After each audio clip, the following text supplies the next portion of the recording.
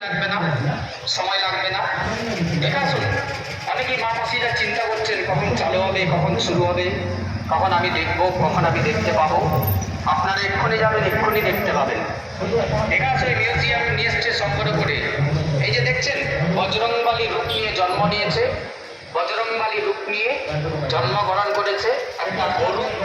যে গরু আপনারা সকাল হলে অনেকেই দেখতে পান মাঠে ঘাটে চড়ে বেড়ায়। গরু হচ্ছে আমাদের গৃহপালিত পশু।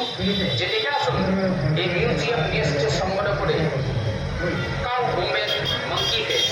আর first time in the world city Silchar কালাইনে জন্মগ্রহণ করেছে এপ্রিল মাস 2010 সালে।